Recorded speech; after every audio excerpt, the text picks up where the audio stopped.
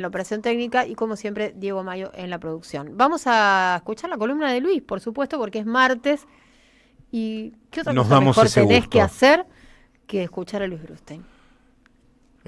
Bueno, hay tantas cosas Sí, para la verdad decir. que sí. Además, vas Empezá cambiando, por donde quieras. claro, vas pasando el día y vas Y vas cambiando la cambiando cabeza de, informativa, ¿no? claro, Sí, sí, sí, es porque terrible. Vicio de periodista. sí. Dos cositas. Una, no es tanto que Cristina esté rodeada de traidores, porque como decía una oyente recién, el peronismo tiene muchas cosas para cambiar. Y obviamente, como es una fuerza que disputa poder, es muy vulnerable a que se le incorporen oportunistas y hasta corruptos también, ¿no? No hay ningún gobierno libre de esa posibilidad, sea kirchnerista o sea Ni ningún liderazgo, ¿no? En este caso. exactamente. O sea que eso no está en discusión, no es si hubo o corrupción o no. Si a José López lo agarraron y le probaron honestamente la corrupción en la que el tipo estaba cometiendo, bueno, que lo metan preso. La verdad que eso no es lo que está en discusión.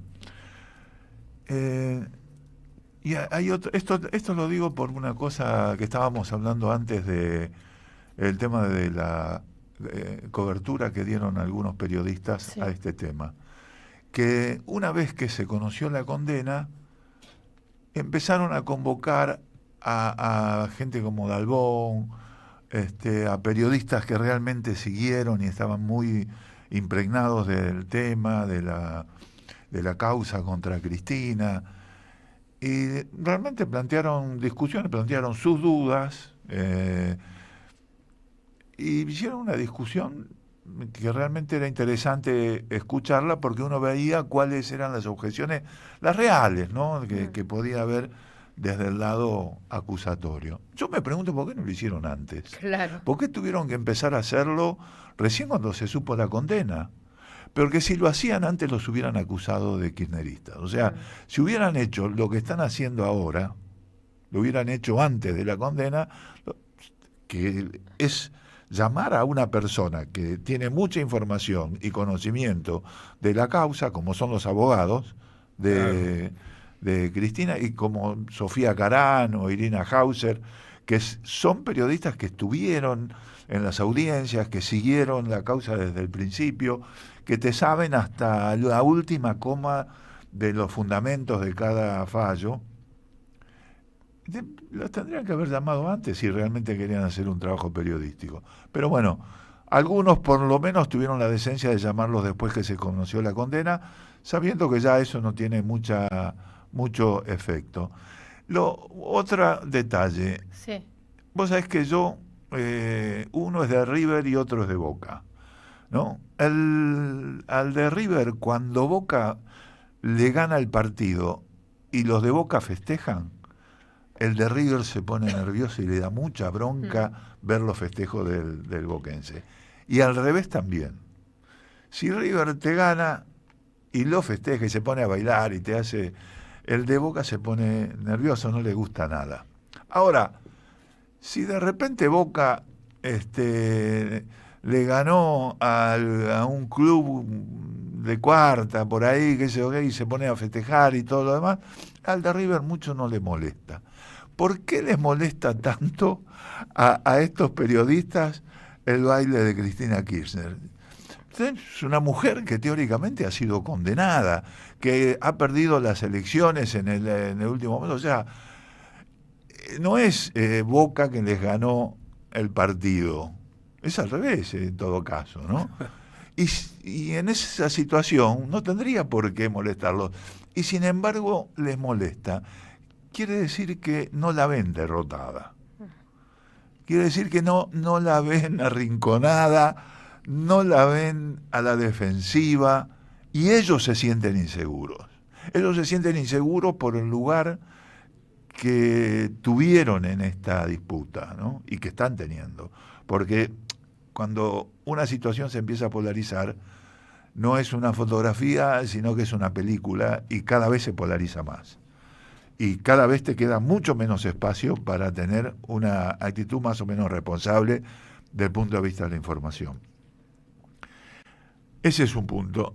El otro punto, si yo fuera un eterno, o si yo fuera el viejo ese de la Biblia que vive tanto tiempo, ¿no? Que soy bastante eso, pero no tanto.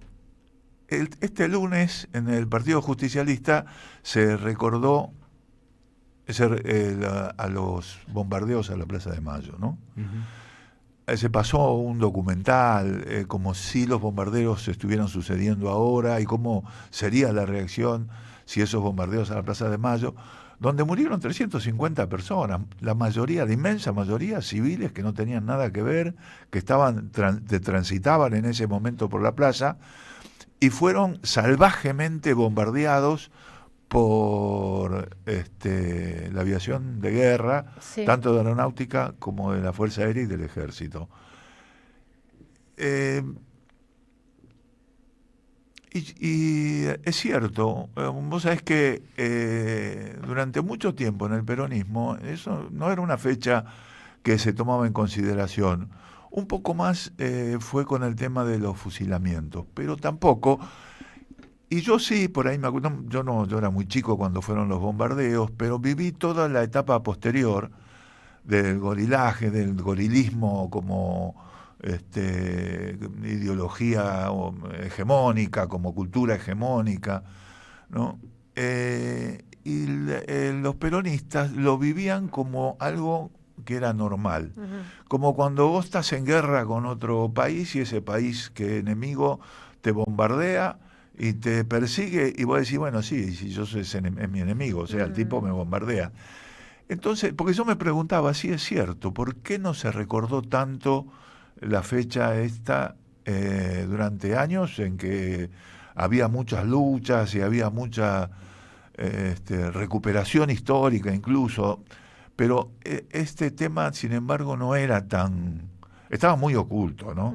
Silenciado, yo te ¿no? digo que como... yo quise hacer algunas noticias así periodísticas, algunas notas periodísticas, artículos periodísticos, y fui a la Biblioteca del Congreso, fui a buscar información, y los periódicos de ese día no estaban. No había casi información pública, accesible. No estaban, quiere decir que no tema... se habían guardado los ejemplares sí, en las hemerotecas. No, claro, agarrabas las hemerotecas, los recorrías así, mirá, y no los encontrabas.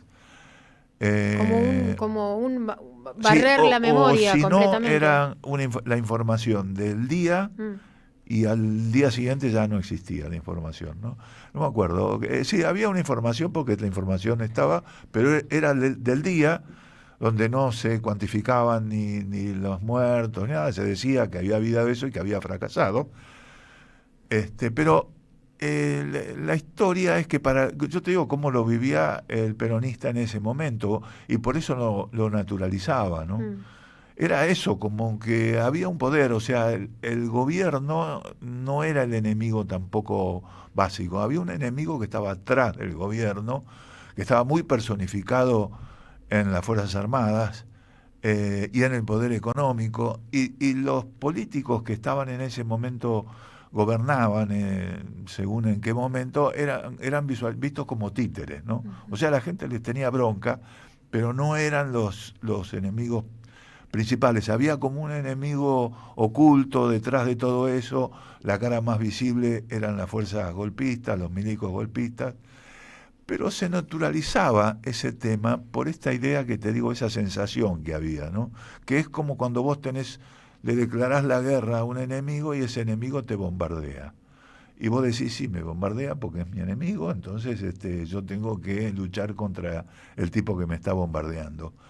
Y yo creo que fue eso. Y eso no tiene que haber en un país, o sea, no somos enemigos que nos bombardeamos unos a otros. Eso es una barbaridad, por eso desemboca en lo que desembocó, que fue la dictadura del 76, la dictadura más sangrienta. ¿Y vos estás notando, ¿no?, ahora una escalada violenta de naturalización? Total, hay como una naturalización, como una esto que está haciendo Patricia Bullrich, con Este decreto. este decreto que le da tantas posibilidades de acción, tanta libertad de acción a la policía para meterse en la vida de las personas y todo lo demás, es muy parecido a lo que vivíamos en la época de las dictaduras. No, en la dictadura del 76 era mucho peor, por supuesto, ¿no? Pero en las dictaduras anteriores era así. Era así, si vos pasabas o veías un policía te empezaba a inquietar, aunque no estuvieras metido en nada. Porque aunque vos no estabas metido en nada, igual te paraban y te podían hacer pasar un mal momento porque te metían en cana. Porque llevabas el pelo largo, te pedían documentación, no llevabas los documentos. Y si los llevabas, le llamaban a tus viejos, ponele, ¿no? Más si eras joven. Por supuesto que la juventud era lo que estaba más perjudicada por todas esas actitudes, ¿no? Porque son las que siempre, y si sos joven y pobre, encima peor todavía. Bueno, joven y pobre no es bueno. En los 70 la cuestión de clase también pesaba mucho. Sí. No, no se habla mucho de eso, ¿sabes? No, sí, era muy... Estaba mucho más compartimentada. Yo creo que el proceso, la democracia, rompió un poco esa compartimentación. No le dio tanta movilidad como fue la época del peronismo, pero se descompartimentó. Un tipo de clase media no tenía la más mínima idea de cómo pensaba un trabajador, un obrero en aquella época. No tenía contacto, o sea, eran universos paralelos, y no había puntos de contacto. Si un obrero iba a hablar con alguien de clase media, nunca te iba a decir que era peronista ni nada por el estilo. Se cuidaban, porque te ponían en una situación de riesgo. Y al revés también. Al revés también. No, al revés los sectores no. medios no tenían relación tampoco. No, y además el tipo que era antiperonista, gorila, ese lo decía abiertamente porque era lo que era el discurso que había en los medios, era lo que estaba validado, ¿no? Lo que te daba carné de civilizado. Tengo una pregunta, ya que justo salió el tema de esa época. Sí. ¿Esta era una de las razones por las cuales algunas organizaciones planteaban la proletarización de su militancia? No. ¿No? No. Bueno, en realidad, o sea, indirectamente sí. O sea, en los peronistas no había esa idea tanto. Eso era más en la izquierda y por un tema ideológico que yo creo que es falso, ¿no? Si había en el peronismo era más por conseguir inserción y por captar o ganar un sindicato o una cosa por el estilo que por un tema ideológico. La izquierda lo hacía más por un tema ideológico, creo que lo sigue haciendo. Yo personalmente creo que vos agarrás un pibe de clase media y lo metés a trabajar en una fábrica y sigue siendo un pibe de clase media. No creo que ese sistema funcione en forma mecánica. Eso, claro, eso es un proceso que se da en un tiempo, ¿no? Pero era bastante común creo que todavía algunos partidos de izquierda siguen con esa postura, ¿no? De que si vos sos de clase media, entonces sos un tipo cuestionable ideológicamente porque provenís de una cultura, de una inserción en la producción de que te da determinadas perspectivas, determinadas miradas sobre la realidad, y que si te metes en la producción real, sobre todo si en una fábrica, entonces empezás a tomar una conciencia más de tipo como colectiva, social y demás.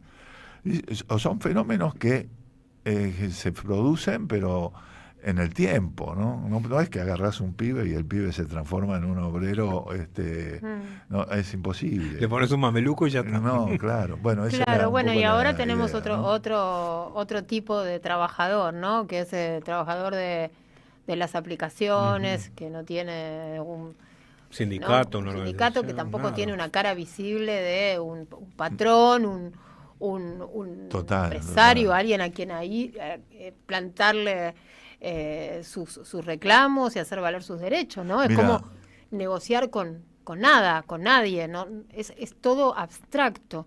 Eso es terrible. Sí, además muy fragmentado. Yo iba a la facultad, me levantaba tempranito, tomaba el ferrocarril Sarmiento, para venir acá al centro, y estaban para venir a la facultad, ¿no? Y bueno, el tren atestado, como siempre, a esa hora, mucha de la gente que iba a trabajar, que va a trabajar en la zona, ¿no?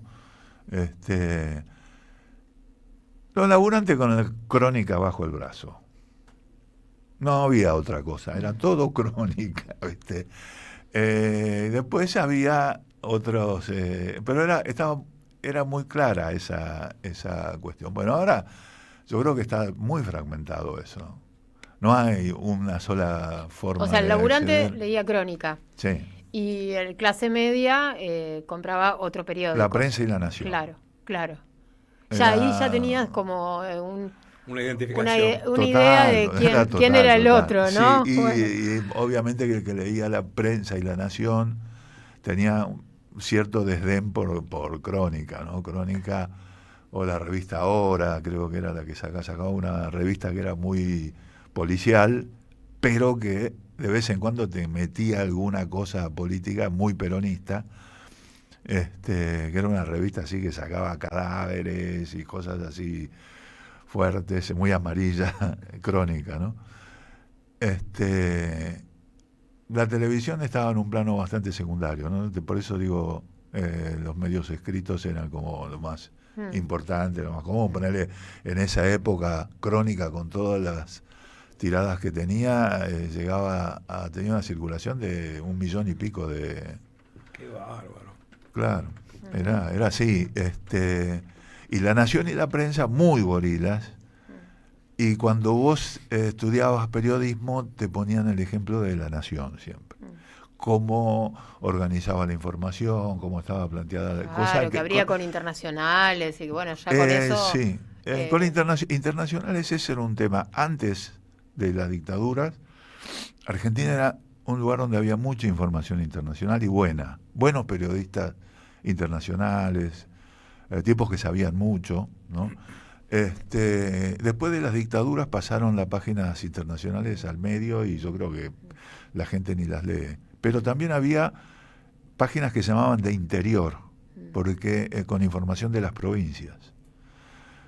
Y son todas secciones que fueron, bueno, en el caso de internacionales fue pasando al fondo del diario, y las páginas de interior, que eran varias páginas que sacaban los diarios, fueron desapareciendo, ¿no? Y eso fue al mismo tiempo que aparecían en las provincias diarios muy importantes que le iban ganando a los medios que se llamaban nacionales, que todavía se siguen llamando nacionales. También todavía existía el fenómeno del diario vespertino, ¿no? La Sexta se llamaba. Pues fue lo primero que se cayó con la televisión, ¿no? Y se vendía sí. Un montón la Sexta. Pero bueno, la sensación para mí es de mucha tristeza, porque es como sociedad, es como si no hubiéramos aprendido nada. Estamos otra vez en la misma, y los sectores dominantes de Argentina parece que tampoco aprendieran. Creyeron que con esto a Cristina la iban a terminar de enterrar, y lo que hicieron fue alimentar una figura política en una dimensión... Despertar al peronismo y al pueblo. Sí, en una dimensión que es muy difícil, ¿viste? Para un liderazgo político es muy difícil pasar a esa dimensión casi mítica, si se quiere, como fue Evita, ¿no? Si vos lees el libro de Tomás Eloy Martínez, Santa Evita, que tiene toda la aureola así de ese mito que había a nivel popular con la figura de Evita, es impresionante. Todos los cuentos que se hacían alrededor de situaciones reales que la misma derecha, ¿no?, generaba, y alrededor de todo eso a nivel popular se hacía un cuento impresionante, como una película de Leonardo Fabio, ¿no? Como Nazareno y el Lobo, ¿viste? Era, bueno, cuando un liderazgo pasa a ese al nivel, relato, ¿no? Claro, a ese al imaginario va a ser popular. muy difícil, deja una impronta a nivel de los sectores populares que va más allá de algunas equivocaciones, fracasos o lo que pueda pasar en la vida real, ¿no? Le da una vida en otra dimensión. Claro. Y estos tipos no se dan cuenta que con esa persecución implacable que hicieron contra una mujer, que perdió a su marido en medio de esa persecución, que tuvo que sacar a su hija del país casi como si fuera una exiliada perseguida para que no la maten, que volvió y que cada vez que la convocaron la mujer fue y se presentó en los tribunales, que le dijeron barbaridades en los medios de ella. Todo eso lo que ha hecho ha sido alimentar la figura de Cristina Kirchner, ¿no? Y eso lo que hizo también es que la clase dominante, en vez de aprender los desastres que hizo en la historia, los vuelve a repetir. Como país eso, yo creo que la verdad que te entristece, porque no por uno, que ya uno lo ha vivido y ya lo asume como algo que forma parte de la vida. Pero los grupos de poder no son los mismos, Luis. En realidad han ido cambiando. De las viejas oligarquías que se iban transformando, que eran sobre todo las oligarquías terratenientes, que se habían ido transformando cuando el primer peronismo, ¿no? Y bueno, es por eso la palabra oligarquía, que está más relacionada con la tenencia de la tierra, ¿no? Con los oligarcas. Después se fue a un tipo de capital concentrado, que muchos eran de esas familias que se transformaban de oligarquías a la industria o a los bancos. Con la dictadura hubo un cambio grande de apellidos en eso, ¿no? Aparecieron los Macri, ¿no? Aparecieron los Roca, hubo varios que en la época de Alfonsín les decían los capitanes de la industria, y que incluso desde esa época hasta ahora se fueron concentrando cada vez más, y ahora son 10, 15, ¿no? Y han aparecido ahora los tecnofeudalistas, los Galperín, ¿no? Y ese tipo de personajes. Van a empezar a aparecer, bueno, los petroleros, o sea, van cambiando, pero de alguna manera van ocupando un espacio que es el mismo, y que tiene una tradición política, que estos tipos, en vez de transformarla, la profundizan, ¿no? Esa cosa despótica, esa cosa de patrón de estancia que tenían las clases oligárquicas en la época del primer peronismo, es como si la transfirieran ahora, ¿no? En esta cuestión donde consideran al trabajador un personaje que no aporta nada a los procesos productivos o a la producción de riqueza en el país. Hay un lugar que se repite, no aparece esa burguesía que piensa en una idea de nación, como tiene, por ejemplo, como es la burguesía de paulista. Brasil, ¿no? La burguesía paulista, que es reaccionaria en algunas cosas, pero en todo lo que está referido al interés nacional, en eso los tipos son muy cuidadosos, ¿no?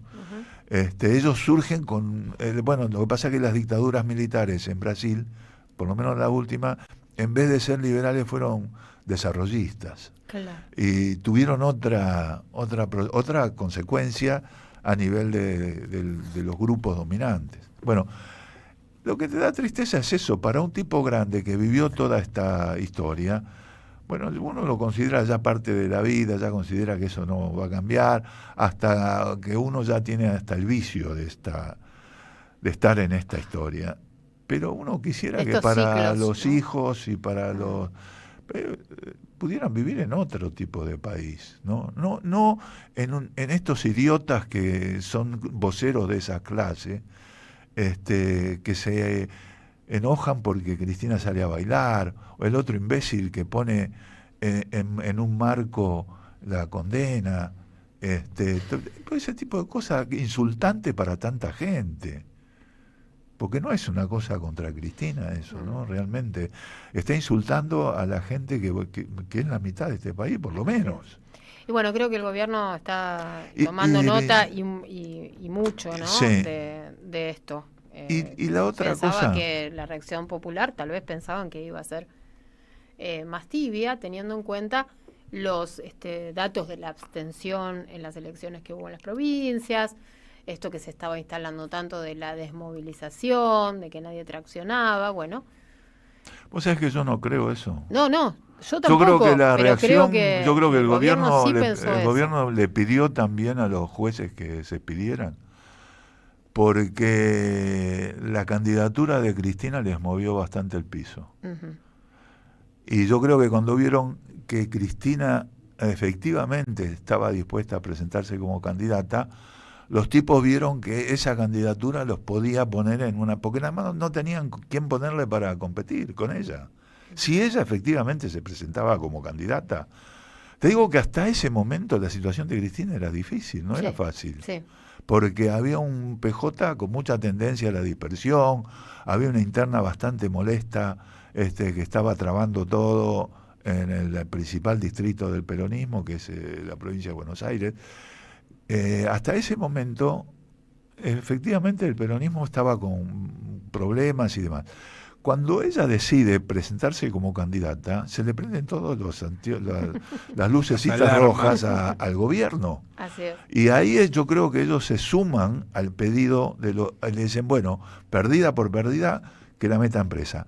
Pero con esto sí quiero hacer me interesa. Es importante la movilización de mañana, pero queda pendiente qué se va a hacer en las elecciones, porque evidentemente Cristina no va a ser candidata. Uh-huh. Entonces ahí el PJ va a tener, el PJ o el frente que está nucleado alrededor del PJ, va a tener que pensar muy bien cómo va a participar, cómo va a intervenir, si es que va a participar, porque le están proscribiendo a su candidata más importante, y qué es lo que más le conviene. Obviamente Bien. Que teniendo el gobernador del PJ, no creo que fuera lo mejor la abstención, pero sí tiene que haber una idea de campaña o de convocatoria bastante clara, y esa va a ser una situación también tan importante como la del acto de mañana. Como la de mañana. Luis Brustein en la vuelta completa. Somos Radio AM 530. En Ituzaingó